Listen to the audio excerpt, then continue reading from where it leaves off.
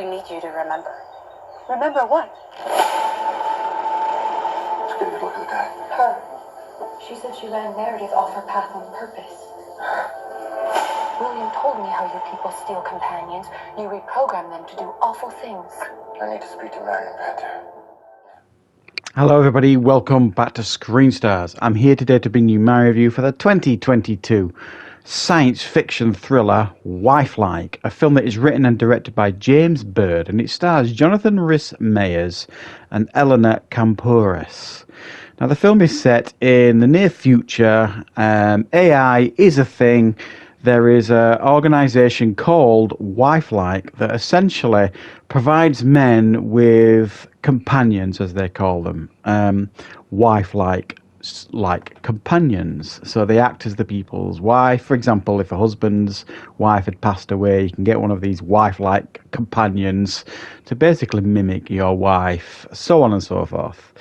There is also within this organisation a branch of almost like security guards or police, so to speak, and Jonathan Rhys-Meyers plays William, who is one of these, and their job essentially is to go out and round up any of these companions that have been captured, led astray, because as you could imagine, there's a lot of people out in society that don't agree with these companions, and there's like a terrorist organisation out there that likes to grab these companions and use them for their terrorist activities. So his job is to round them up, bring them back to the company, get their memories wiped and return to their owners.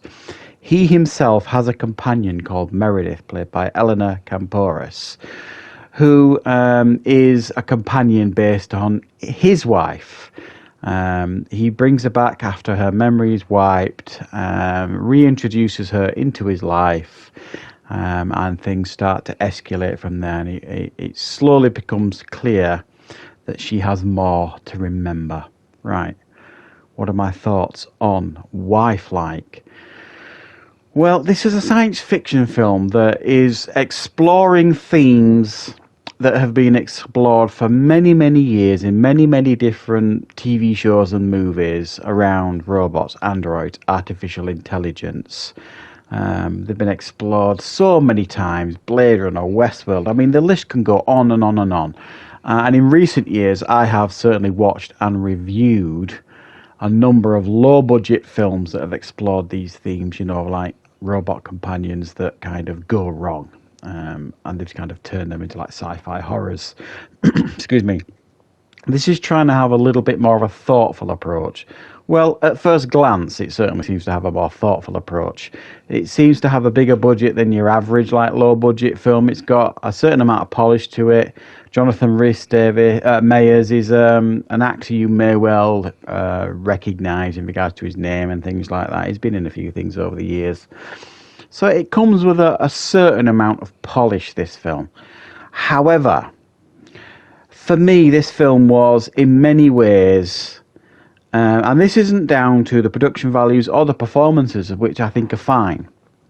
It's the story and the plot for me. It is absolutely beyond ridiculous and nonsensical for many, many reasons. Now, I think the film is trying to give out this underlying message, you know, around sexism and sexuality and how women are, you know, used as objects, all this kind of stuff, which is fine. I can get behind all of that. But it does it in such a clumsy way, it actually is counterproductive to the story it's trying to tell. It's like trying to hammer a nail in with a bulldozer or something. Do you know what I mean? It is just so obvious in what it's trying to tell. But I think in actual fact, it harms itself in regards to the message it's trying to give. And I'm not a big fan of films that are trying to give out messages and all this kind of stuff. And in actual fact, it's sexist to itself. I mean, in what future would a company only make female companions? What about wives out there who've lost their husbands? Would they not want a male companion to, you know, mimic their husbands? It's just so inherently sexist. It would never be allowed in society. And then, for me as well, So for me, the story I think is counterproductive, and I think this he's trying to give this right-on message that I just think blows up in its own face. And then there's a plot twist. Well, it's not. I hesitate to call it a plot twist because you could see it going a mile away.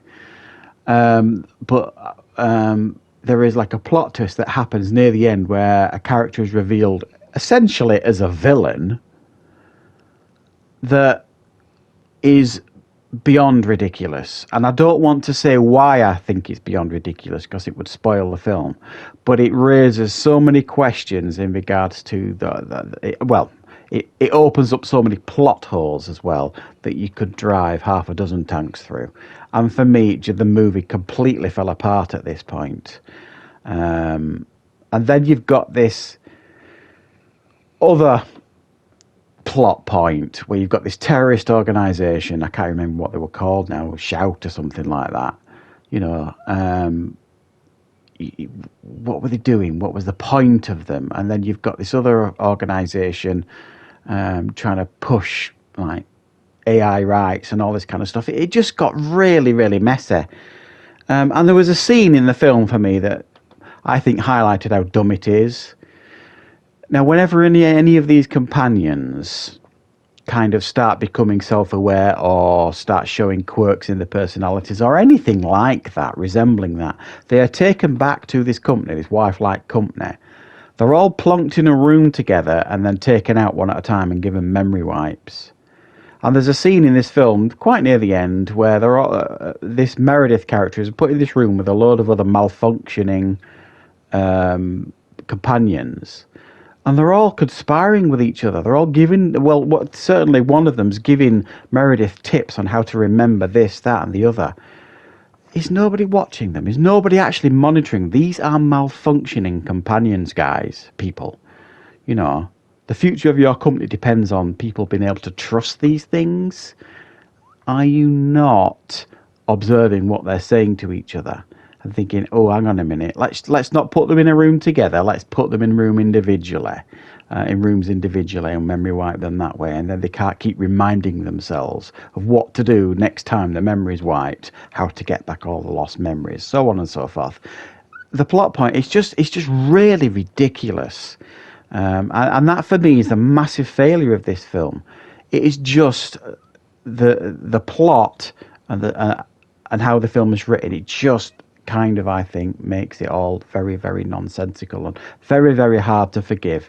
Production value is fine. Performance is fine. I actually think Eleanor Kamporis puts in a fine performance as Meredith. You know, this android. She gives, you know, a really subtle performance, but it's memorable. But the script that they're given to work with is beyond belief, really. It's just very, very poor stuff. And I just couldn't get behind it all. So I have to give this one a 3 out of 10. I just couldn't believe, really, at times how bad it actually got, which is a real shame because I like sci-fi films, you know, with underlying messages and try and explore interesting subjects, but this one just doesn't do it effectively. So thanks for watching, everybody. I hope you enjoyed this review. I'll be back with plenty more content on the channel very, very soon.